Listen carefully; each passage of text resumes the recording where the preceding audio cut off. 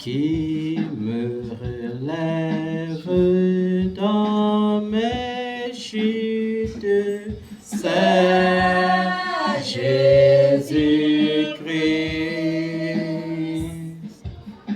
qui combat pour moi dans mes luttes, c'est Jésus-Christ, il a parlé, Jésus a parlé, je peux croire que je puis lutter pour sa gloire, car mon bouclier, ma victoire, c'est Jésus-Christ.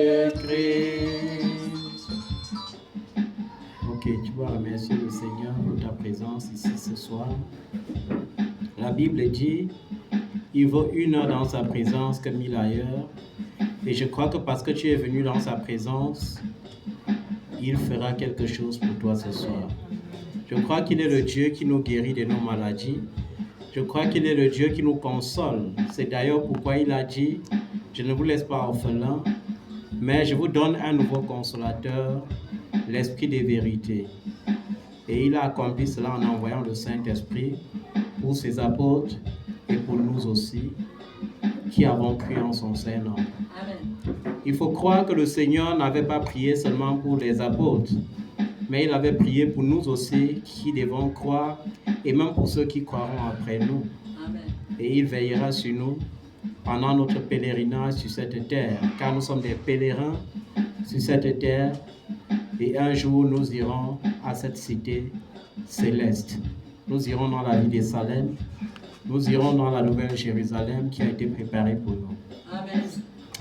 Seigneur, nous te disons merci parce que tu nous as gardés, parce que tu nous as protégés. Seigneur, merci pour chaque souffrance morale, pour chaque souffrance psychologique, pour chaque souffrance dans notre chair. Seigneur, il est évident pour les hommes de ne pas savoir t'adorer lorsque tout va mal.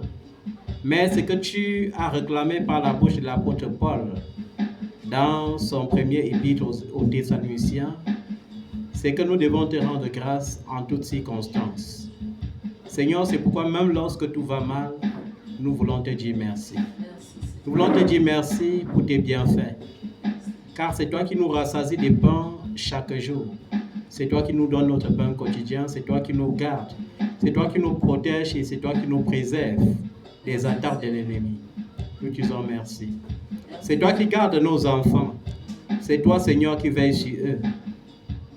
Au milieu de cette génération, Seigneur, pervertie, au milieu de cette génération ruinée, au milieu de cette génération réclamée par les ténèbres, c'est toi qui les gardes par ta lumière. Nous te disons merci, Seigneur. Merci pour chaque persécution. Merci pour chaque déception de la part des hommes. Car il est évident que les hommes déçoivent encore.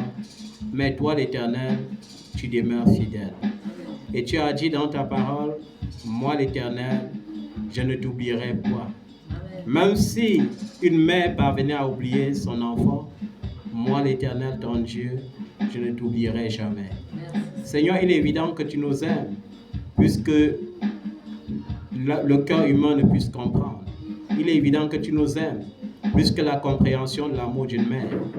Il est évident, Seigneur, que tu nous aimes, au-delà de ce que nous pouvons penser ou imaginer. Seigneur, merci pour cet amour.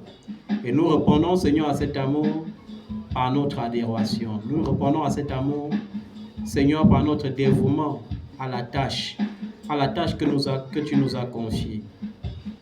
Nous te disons merci, Seigneur. Nous prions, Seigneur, afin que par l'esprit des forces, tu nous fortifies. Alors que, Seigneur, parfois la croix semble lourde, tu as dit, si quelqu'un veut me suivre, qu'il se charge de sa propre croix et qu'il me suive. Amen. Nous voulons te suivre, Seigneur, peu importe le fardeau, peu importe la lourdeur de cette croix, nous voulons te suivre. Car c'est toi qui es humble et doux de cœur, et c'est toi qui peux nous décharger de tous nos fardeaux. Nous te suivons, Seigneur, Fortifie-nous dans le nom de Jésus. Amen. Père Saint, alors que tout semble perdurer, alors que les situations semblent ne pas changer, nous croyons en ce Dieu qui peut tout changer. Nous croyons en ce Dieu qui enrichit et qui peut appauvrir en même temps. Nous croyons en ce Dieu qui peut rabaisser et qui peut élever. Et nous crions à toi, Seigneur, en disant, Éternel, secours-nous. Secours-nous, Seigneur, car tu as promis, lorsque nous entrions dans cette année, car chaque fois que nous crierons à toi, Seigneur, tu viendras à notre secours. C'est d'ailleurs pourquoi, Seigneur, tu as dit qu'à nos résolutions répondra le succès. Amen. Nous attendons, Seigneur, patiemment ce succès dans le nom de Jésus. Amen. Dans l'attente, Seigneur, nous voulons rester sanctifiés. Seigneur, de nous-mêmes, nous ne pouvons pas, mais par toi, nous le pouvons. Amen. Nous crions à toi, Seigneur, afin que tu nous sanctifies et que tu nous purifies. Que tu nous rendes inébranlables face au péché et face à la tentation du péché. Donne-nous d'être plus forts et plus que vainqueurs face au péché et face à la tentation. Donne-nous de triompher de tout mal par la puissance du sang de Jésus, qui est l'agneau de Dieu qui a été immolé une bonne fois pour toutes, pour nous racheter de nos iniquités, pour nous racheter de tout péché, pour nous racheter de toute malédiction, pour nous racheter de toute maladie, pour nous racheter de toute pauvreté, qu'elle soit morale ou spirituelle ou même matérielle. Merci Seigneur pour ton sang qui était sorti de ta côte avec de l'eau pour te donner la domination sur la terre, afin Seigneur de reconfigurer la grâce que nous avions obtenue du Créateur. Car lorsqu'il créa le premier Adam, il lui donna le pouvoir de dominer sur la terre et de l'assujettir. Merci Seigneur, parce que tu nous redonnes ce pouvoir, parce que tu restaures ce pouvoir. Que ton nom soit loué, que ton nom soit élevé, au nom souverain de Jésus. Amen. Amen. Nous allons partager une petite parole ce soir. La première parole sera tirée du livre des Romains, chapitre 12, à partir du verset 17 jusqu'au verset 20. Et ensuite, à partir du verset 8 du chapitre 13, toujours du livre des Romains. Alors, je vais lire, et il est même bien de commencer au chapitre 11, au verset 11, autant pour moi. En honnant la parole en se mettant debout, je vais lire rapidement. Au verset 11 des Romains chapitre 12, il est écrit « Ayez du zèle et non de la paresse. Soyez fervents d'esprit et servez le Seigneur. Réjouissez-vous dans l'espérance et soyez patients dans la détresse. Persévérez dans la prière. Pourvoyez aux besoins des saints et exercez l'hospitalité avec empressement. Bénissez ceux qui vous persécutent, bénissez et ne maudissez pas. Réjouissez-vous avec ceux qui se réjouissent, pleurez avec ceux qui pleurent, vivez en plein accord les uns avec les autres. N'aspirez pas à ce qui est élevé, mais laissez-vous attirer par ce qui est humble. Ne vous prenez pas pour des sages. Ne rendez à personne le mal pour le mal. Recherchez ce qui est bien devant tous les hommes. Si cela est possible, dans la mesure où cela dépend de vous, soyez en paix avec tous les hommes. Ne vous vengez pas vous-même, bien-aimés, mais laissez agir la colère de Dieu, car il est écrit « C'est à moi qu'appartient la vengeance, c'est moi qui donnerai à chacun ce qu'il mérite, dit le Seigneur. Mais si ton ennemi a faim, donne-lui à manger, s'il a soif, donne-lui à boire, car en agissant ainsi, tu amasseras des charbons ardents sur sa tête. Ne te laisse pas vaincre par le mal, mais sois vainqueur du mal par le bien. Et dans le chapitre 13, à partir du verset 8, il est écrit, ne devez rien à personne si ce n'est de vous aimer les uns les autres, car celui qui aime les autres accomplit la loi. En effet, les commandements, tu ne commettras pas d'adultère, tu ne commettras pas de meurtre, tu ne commettras pas de vol, tu ne porteras pas de faux témoignages, tu ne convoiteras pas, ainsi que tous les autres se résument dans cette parole, tu aimeras ton prochain comme toi-même. L'amour ne fait pas de mal au prochain, l'amour est donc l'accomplissement de la loi. Amen. Tu peux t'asseoir.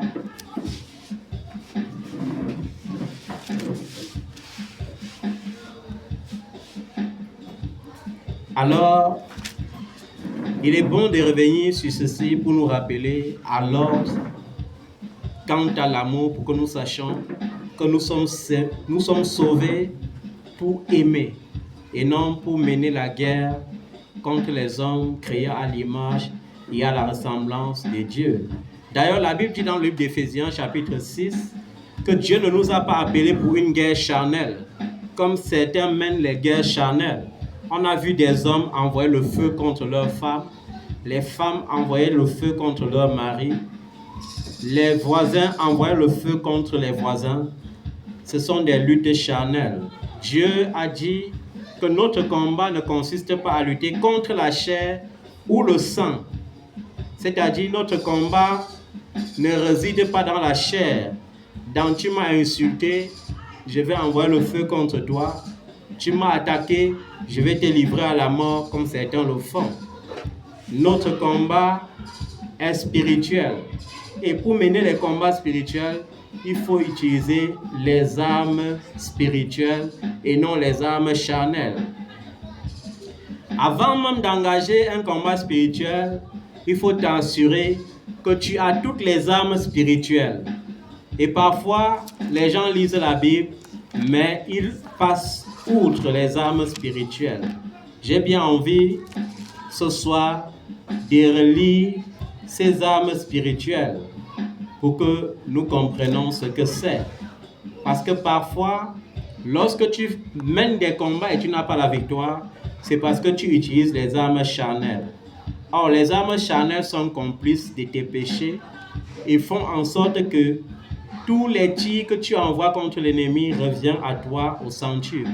C'est pourquoi parfois on voit certains enfants de Dieu mener des combats pendant des années et finir dans la dépression, et finir dans le découragement, et finir même dans le ridicule, et parfois même dans la rétrogradation. Je veux que tu comprennes qu'il y a les armes spirituelles pour mener ces combats spirituels. Quand tu lis Éphésiens chapitre 6, à partir du verset 10, tu vois bien qu'il y a des armes que Dieu a prévues pour mener les combats spirituels. Premièrement, il dit que tu vas te revêtir des armes de Dieu afin de pouvoir tenir ferme contre les manœuvres du diable. Voilà. Et quelles sont ces armes? Premièrement, il parle de la résistance. La résistance vient de quoi? C'est pourquoi prenez toutes les armes de Dieu afin de pouvoir résister dans les jours mauvais. Les jours mauvais sont les jours où les temps semblent difficiles. Les jours où les épreuves semblent perdurer et ne pas se terminer. Les jours où tu tombes malade, tu bois les médicaments, tu as l'impression que ça ne change pas. Les jours où les gens te persécutent, persécution sur persécution. Les jours même où les manquements semblent abonder et ton grenier semble être vide. Ça, ce sont les jours mauvais. Alors, pour résister à ces jours mauvais, il nous demande d'avoir quoi? À notre taille, autour de notre taille, la vérité comme ceinture. Ça veut dire que pour combattre l'ennemi, il faut t'assurer que ta vie n'est pas fondée sur le mensonge. Il faut t'assurer, parce que le mensonge ici comporte plusieurs choses. Ça comporte la ruse, ça comporte la malignité, ça comporte les tromperies, ça comporte les manipulations. Donc, avant de te lever pour combattre, Assure-toi que tu as la première arme qui résiste aux épreuves et qui s'appelle quoi? La vérité. Deuxièmement, il faut que tu t'assures que tu vis dans la justice et dans l'intégrité, parce que c'est la justice qui est comme ta cuirasse. La cuirasse, c'est comme ce bouclier, cet habit en fer que les soldats portaient, de manière à ce que lorsque tu venais avec la lance pour le piquer, ça se heurtait sur la cuirasse en cuivre. Et au lieu de le blesser parfois, ça tordait plutôt ta propre main. Donc il faut t'assurer que tu es véridique, que tu es juste. Et il dit, mettez à vos pieds comme chaussures le zèle pour annoncer l'évangile de la paix. Il faut t'assurer que tu annonces l'évangile de la paix et non l'évangile de la division. Vous voyez, certains hommes de Dieu aujourd'hui parviennent à diviser les familles pour mieux régner sur les enfants de Dieu qui sont en fait leur sujet de commerce. Alors, parfois, pour dominer sur un enfant, on lui demande de se séparer de sa mère ou de ses frères parce que, soi-disant, ils sont des sorciers ou soi-disant, ils sont des païens et ils ne vont rien lui apporter. Rappelons-nous qu'avant d'être chrétiens, nous étions aussi des païens et nous avons pour obligation d'aimer les païens et de les convertir par l'évangile de la paix. J'insiste sur l'évangile de la paix et non sur l'évangile de la destruction ou l'évangile de la division. Prenez en toutes circonstances le bouclier de la foi. Avant de te lever pour combattre l'ennemi, assure-toi que tu crois d'abord que tu peux vaincre l'ennemi. Assure-toi que tu as 100% confiance en Jésus et que ce Jésus que tu prononces n'est pas seulement le fruit de tes lèvres, mais le fruit de ton cœur, de ton âme. Si tu n'as pas la foi, alors ne combats pas. Parce que c'est avec la foi que tu peux éteindre toutes les flèches enflammées du mal.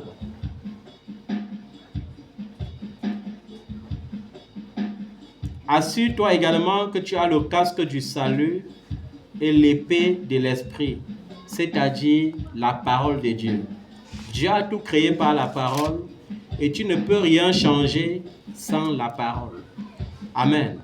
Et pour changer par la parole, il faut connaître la parole. Parce que si je me lève contre le démon du célibat, sans connaître la parole qui parle contre le célibat, alors je perds mon temps. Si je me lève contre la pauvreté, sans connaître la parole qui peut me guérir de la pauvreté, alors je perds mon temps. Si je me lève même contre mes adversaires qui veulent détruire ma vie, sans connaître les promesses de Dieu qui sont la garantie de sa protection sur ma vie, alors je perds mon temps. Et il dit à la fin que tu dois faire en tout temps par l'esprit. Par quoi? Par l'esprit, toutes sortes de prières et de supplications. Et tu dois y veiller avec une entière persévérance. Et en priant aussi pour qui? Pour les saints, c'est-à-dire pour nous autres qui sommes esclaves du Seigneur Jésus-Christ à votre service. On a dit de faire en tout temps les prières par l'esprit. La prière qui a exaucé Anne et qui l'a délivrée de la stérilité n'était pas la prière du feu où elle venait souvent, elle criait dans le temple. Non.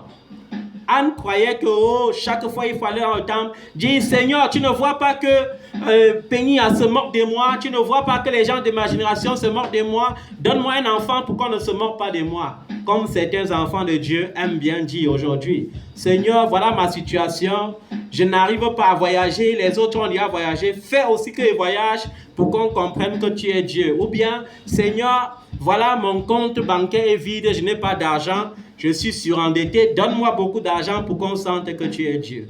Ce n'est pas cette prière qui a été exaucée. La prière qui est exaucée est celle qu'on fait par l'esprit. Anne priait tellement dans son esprit et n'émettait aucun son, au point que lorsque le prêtre Élie l'a trouvée dans le temple, il a même cru qu'elle était ivre. Et il s'est même mis à la blâmer, qu'il n'est même pas encore 9 heures de la journée et tu pries dans le temple étant ivre. Et elle a dit en pleurant, « Mon Seigneur, ce n'est point que je sois ivre. C'est que cette situation de stérilité me dérange terriblement. » Et le prêtre a dit, comme le Seigneur peut te dire ce soir, tu peux aller en paix car Dieu a écouté ta prière. Beaucoup d'enfants de Dieu pensent que la prière que Dieu exauce, c'est cette prière où tu te lèves la nuit, tu cries pour que tous les voisins pensent que tu es chrétien. Ou bien pour que les voisins comprennent qu'il y a une femme ou un homme de prière quelque part. Tu es en train de perturber leur sommeil pour rien. Et ils peuvent aussi prier même pour bloquer ta prière. Et s'ils ont la foi, ça va réellement bloquer ta prière parce que tu nuis à leur sommeil. Démontrer qu'on est chrétien, c'est l'acte d'amour. Ce n'est pas l'acte des paroles. C'est cet amour qui s'exprime par le caractère de Christ en nous. Parce que si tu n'as pas le caractère de Christ, tu ne peux pas répondre à tes adversaires ou aux provocations de tes ennemis à la manière du Christ. Si tu n'as pas le caractère de Christ, tu dois être paresseux. La paresse, un paresseux n'est pas seulement celui qui ne sait pas travailler. Il y a le travail spirituel, il y a le travail aussi physique. Un paresseux n'est pas seulement celui-là qui refuse d'aller travailler pour gagner de l'argent, c'est aussi celui-là qui refuse de méditer la parole pour avoir la connaissance de la vérité. C'est aussi celui-là qui refuse de démontrer publiquement qu'il appartient à Jésus pour attirer les gens vers Jésus. C'est celui-là aussi qui refuse d'aller évangéliser. C'est celui-là aussi qui, plutôt que de méditer pour avoir les belles paroles d'adoration qui viennent de l'esprit, passe le temps à penser que l'adoration, c'est le bruit des musiques déjà chantées. Dieu a besoin de ta propre adoration, de l'adoration qui vient du cri de ton âme, et non de celle que tu écoutes. Tel musicien gospel a chanté ceci, ça a touché mon âme, alors je vais mettre ça aussi, je vais chanter à haute voix, je vais donner ma plus belle voix. Dieu ne t'a pas appelé à être un chef d'orchestre ou à être un adorateur qui adore pour les sensations des oreilles des hommes. Au contraire, Dieu veut cette adoration qui va toucher son cœur. Et je vous l'ai dit, c'est ça qui se résume en cette parole qui dit « Les vrais adorateurs que le Père recherche, ce sont ceux-là qui adorent en esprit et en vérité. » L'adoration polluée est tellement devenue vulgaire dans le monde et dans l'Église au point que le monde et l'Église se mettent coude à coude pour chanter les mélodies qui vont toucher les oreilles, la sensibilité des oreilles humaines. Dieu n'a pas besoin de ça. Dieu n'a pas besoin des scintillements de nos jeux de lumière. Dieu n'a même pas besoin de nos guitares solo et autres. Dieu n'a pas besoin de tout ça.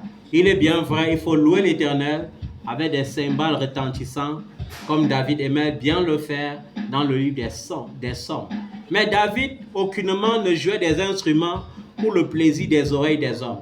La preuve, le jour où il a tellement dansé pour son Dieu, il a été méprisé même par son épouse Mika. Alors, si ton adoration n'est pas le genre d'adoration qui peut pousser même les hommes à te mépriser, il faut que tu saches que tu n'as pas encore connu comme il faut connaître la vérité. C'est pourquoi nous voyons ici au verset 16, verset 16c, la Bible dit « Ne soyez pas sages à vos propres yeux ». Et cela nous ramène encore, lorsqu'on lit le verset 14, à cette loi de l'amour que Jésus a décrit dans le livre de Matthieu chapitre 5. Bénissez ceux qui vous persécutent. Bénissez et ne maudissez pas. Comme je disais à quelqu'un ce matin qui me disait, je veux que Dieu me rende justice. Je lui ai dit, Dieu veut bien te rendre justice. Mais est-ce que tu sais te taire quand il faut? Est-ce que tu sais te taire lorsque les gens t'insultent? Tu ne sais pas te taire.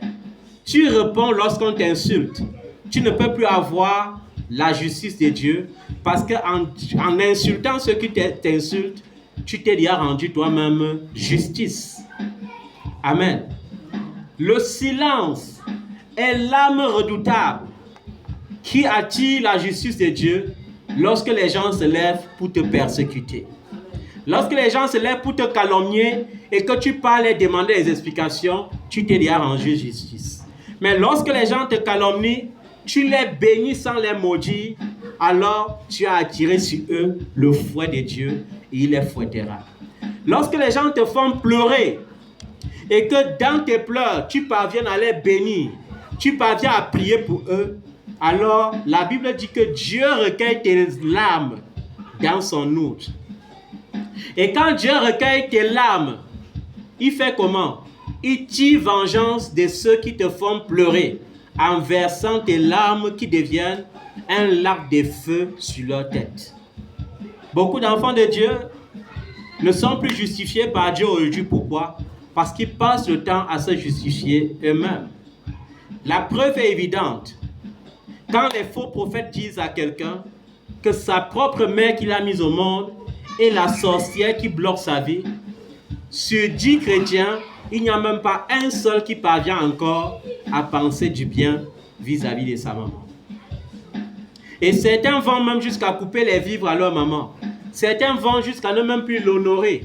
Je vous ai dit, la seule façon pour moi de convertir une maman qui est athée, c'est d'honorer mon Dieu.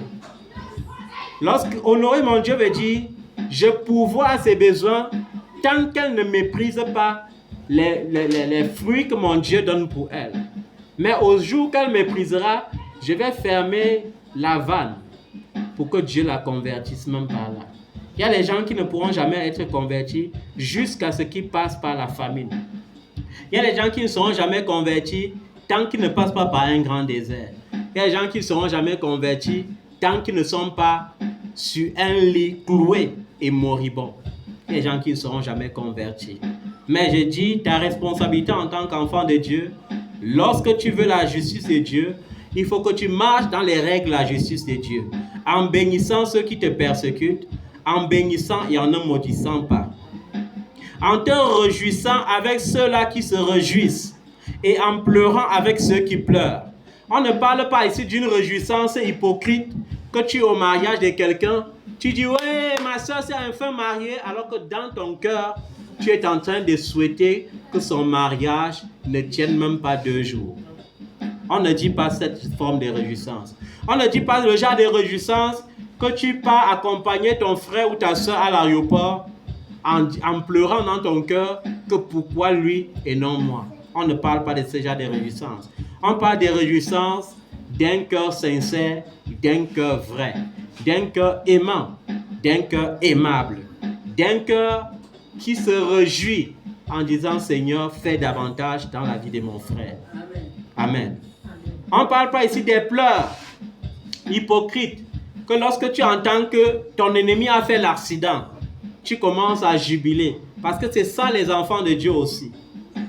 La Bible dit que ne vous réjouissez pas lorsque mon Seigneur, lorsque l'Éternel me frappe, lorsque l'Éternel me brise. C'est la même chose. Lorsque l'Éternel commence à frapper tes ennemis, si tu te réjouis, il doit arrêter de les frapper. Il faut connaître les critères de la justice de Dieu pour bénéficier de la justice de Dieu. Lorsque tu veux que tes ennemis se convertissent et que tu constates que Dieu est en train de les fouetter, prie pour eux davantage. Ne relâche pas la prière pour commencer à dire, vous voyez ce qui les arrive. Non. Ne constate même pas. Continue de prier pour la miséricorde de Dieu dans leur vie. Et la miséricorde de Dieu dans leur vie se changera en une verge qui les corrigera. Et ils seront ainsi qu'on ne touche pas aux soins de l'Éternel. Vivez en plein accord les uns avec les autres. On parle surtout dans l'église. Dans l'église où les gens font semblant de s'aimer les dimanches lorsqu'ils se rassemblent, mais lorsqu'ils sont divisés 2 par 2, ils se calomnient les uns des autres. Tu as vu telle sœur, elle fait comme ça. Tu as vu tel frère, il fait comme ça. Je vais vous dire une chose. Parler de quelqu'un en mal lorsqu'il n'est pas présent est une calomnie. Si tu parles de moi en bien, même quand je suis absent, ce n'est pas une calomnie. Mais si tu parles de moi en mal, lorsque je suis absent, c'est une calomnie. Est-ce que vous avez compris? Assure-toi que lorsque tu ouvres ta bouche et que tu ne veux pas échanger les exhortations avec ton frère et ta soeur lorsque vous vous rencontrez, si vous voulez parler d'un frère ou d'une soeur, assurez-vous de parler toujours en bien. Parce que les calomniateurs n'hériteront pas du royaume. N'aspirez pas à ce qui est élevé, mais laissez-vous attirer par ce qui est humble. On connaît les enfants de Dieu avec les gros cœurs. Chacun veut briller plus que les autres, pas pour glorifier Dieu, mais pour piétiner les autres. Il ne doit pas en être ainsi. Est-ce que vous avez compris?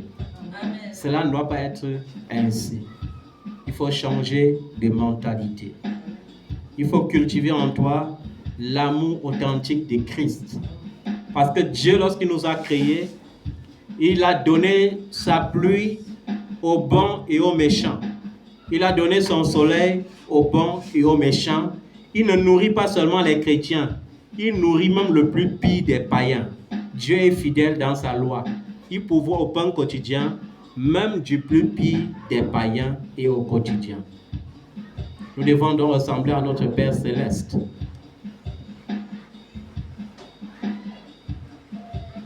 Ne vous prenez pas pour sages. Les gens qui se prennent pour sages sont constamment en train de ne plus écouter la parole de Dieu. La Bible dit que la lettre enfle et seul l'esprit édifie. Lorsque tu commences à croire que tu connais la parole de Dieu, au point que tu n'as plus besoin d'un enseignement ou d'un enseignant, il faut que tu saches que tu es en train de couler. Il faut que tu saches que tu es en train de chuter. Il faut que tu saches que le diable est en train de réclamer ton âme. Parce que ce qui a fait chuter le diable, c'est l'orgueil. Et la Bible dit que quoi? Dieu résiste aux orgueilleux, mais il fait grâce aux humbles. C'est pourquoi il faut que tu penses à ce qui est humble. Il faut que tu cultives dans ton cœur, dans ton système de pensée, l'humilité. Ne rendez à personne le mal pour le mal. Cesse de croire que parce qu'on a dit que voilà un voleur qui t'a volé un bonbon, tu vas l'envoyer le feu. Cesse de croire que voilà un voleur qui t'a soutiré 10 000 francs, tu vas l'envoyer le feu. Au contraire, bénis son âme. Prie pour le salut de son âme. Recherchez ce qui est bien devant tous les hommes. On n'a pas dit de rechercher ce qui est bien devant les chrétiens. Tous les hommes incluent quoi? Les chrétiens et les non-croyants. Il faut que tu t'efforces de tout faire et de tout rechercher ce qui est bien devant tous les hommes, qu'ils soient chrétiens ou qu'ils soient païens. Si cela est possible, dans la mesure où cela dépend de vous, c'est-à-dire autant que ça dépend de toi, si quelqu'un décide d'être en guerre avec toi, tu peux décider de ne pas être pour la guerre. Ce verset signifie que quoi? Si tu décides de faire plutôt la guerre, Dieu sera avec toi parce que tu es son enfant dans la guerre. Si tu décides d'être en paix, Dieu décidera d'être en paix. Mais je vais vous dire, la guerre, je vous ai dit et je le redis, n'est pas contre les hommes dans la chair. La guerre, ce n'est pas te lever et te mettre à combattre ton oncle soi-disant qu'il est sorcier. La vraie guerre consiste à détruire ces autels de sorcellerie tout en priant pour sa conversion. Amen. Donc, sois en paix avec tous les hommes. La vraie paix, c'est dans le cœur. On a vu beaucoup d'enfants de Dieu dire « Oh, j'ai pardonné, j'ai pardonné. » Mais après, lorsque tu es en face de la personne que tu disais pardonner, lorsque tu le salues, tu sens encore des pincements dans ton cœur. Lorsque tu le salues, tu souris, mais avec la tristesse dans l'âme. C'est-à-dire que tu n'as jamais pardonné. Le pardon que certains chrétiens disent, on ne peut pas oublier, n'est pas le vrai pardon. Il y a une différence entre je te pardonne et je te pardonne quand même. Lorsqu'on a pardonné à quelqu'un, on parvient par la puissance du Saint-Esprit à oublier tout le mal qu'il a commis. Est-ce que vous me comprenez, bien-aimé? Lorsque tu as réellement pardonné à quelqu'un, le Saint-Esprit te donne la force d'oublier le mal qu'il t'a fait. Parce que si tu n'oublies pas, ton cœur sera constamment dans l'amertume, lorsque tu le verras, tu iras l'embrasser, mais devant Dieu, tu seras un hypocrite. Or, la Bible dit que l'hypocrisie est le fruit de la chair. Nous devons fuir ou bien détruire les fruits de la chair, les œuvres de la chair. Ne vous vengez pas vous-même, bien-aimés, mais laissez agir la colère de Dieu. Ne pas se venger soi-même veut dire ne pas répondre aux provocations, veut dire ne pas répondre au mal. Je sais que tu m'as fait du mal, mais la seule façon d'éviter que tu me fasses davantage du mal, c'est juste de t'éviter. T'éviter dans le bon sens. T'éviter sans prier contre toi. T'éviter en priant pour le salut de ton âme. T'éviter en te recommandant au Seigneur, parce que Jésus n'est pas mort pour que les âmes soient perdues. Il est mort pour que les âmes soient sauvées. Mais aujourd'hui, nous avons les super chrétiens qui sont plus spirituels que Jésus, qui à la croix était en train de prier pour ceux qui le crucifiaient, de prier pour eux et non contre eux, d'implorer le pardon de Dieu, la miséricorde de Dieu. Certains chrétiens sont devenus plus spirituels. C'est pourquoi, lorsqu'on les insulte seulement, ils doivent seulement envoyer le feu. Comme s'ils avaient en face d'eux un démon. Parfois, ils sont hypocrites, ils partent se cacher dans la maison, ils se mettent à genoux et disent « Seigneur, je prie que le camion le renverse, je prie qu'il fasse l'accident, je prie que les pires malheurs arrivent. » Et c'est bien évident, puisque nous voyons, la majorité des chrétiens préfèrent aller se livrer dans le psaume 35. « Seigneur, combat ceux qui me combattent. » Mais il faut que tu comprennes une chose. Si tu invoques le Dieu du combat, sans être dans les règles, cette invocation doit se retourner contre toi. Parce que le premier adversaire de Dieu, c'est le mal. Le premier adversaire de Dieu n'est pas toi. Comment tu peux dire que l'adversaire de Dieu, c'est toi? Le premier adversaire de Dieu, c'est le mal, c'est le péché, c'est l'iniquité. Dieu, c'est mon Père, il n'est pas mon adversaire. Mais s'il est désolant, mon Père, en menant toujours une vie de péché, alors je serai son adversaire. Et quand j'irai dans le psaume 55 pour dire « Seigneur, combat ceux qui me combattent », il verra le péché. Et que je vis dans le péché et que j'ai légalisé dans le péché dans ma vie. Et au lieu d'aller les combattre, il me combattra d'abord avant de les combattre. C'est pourquoi on a vu certains chrétiens se lever, envoyer le feu sur l'adversaire et 2 jours après, on comprend que lui-même qui a envoyé le feu est mort. Donc nous devons faire attention. Laissons agir la colère de Dieu. C'est pourquoi je vais aller prendre l'exemple dans le cadre du mariage. Dans le cadre du mariage, on n'a pas dit qu'il faut être un peu soumise ou de temps en temps soumise. À la femme, Dieu a dit entière soumission. Entière soumission qui ne veut pas dire entier esclavage. Parce que les gens confondent soumission et esclavage. Il y a des hommes très mal éduqués qui signent sur ce verset biblique et qui pensent même que lorsque Dieu dit ici que la femme doit être soumise, ça veut dire que la femme doit être esclave. Non. La femme est soumise en proportion de l'amour que tu lui donnes. Est-ce que tu comprends ça? Mais maintenant, si tu as un homme qui est méchant et qui ne t'aime pas, la seule façon d'attirer la justice de Dieu en ta faveur, c'est de rester soumise. C'est de savoir te taire lorsqu'il commence à t'insulter et à te mépriser. Est-ce que tu comprends ça?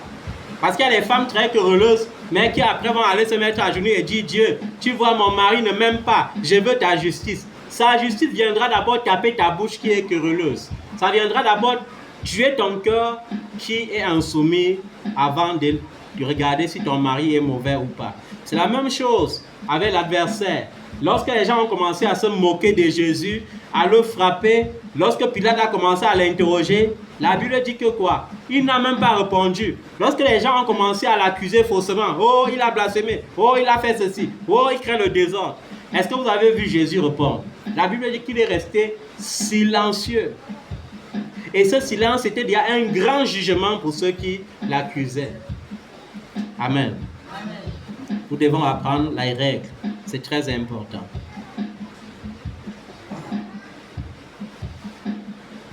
C'est pourquoi il est écrit, c'est à moi qu'appartient la vengeance, c'est moi qui donnerai à chacun ce qu'il mérite. Dans certaines versions, c'est à moi la vengeance, à moi la rétribution, dit le Seigneur. Mais si ton ennemi a faim, donne-lui à manger. Voilà le plus grand secret. Tu me dis que ma tante est sorcière, je vais chercher la nourriture qui lui plaît, je vais l'offrir. Qu'elle va manger. J'aurais déjà donné l'antidote contre la sorcellerie. Sa sorcellerie ne peut plus me toucher. Amen. Tu me dis que mon oncle est sorcier, je vais l'acheter les cadeaux. Amen. Mais vos prophètes vont dire, ne lui donnez rien. Esquivez-le, envoyez le feu. Non. Votre feu ne peut pas vous protéger de sa sorcellerie s'il est réellement sorcier. Amen.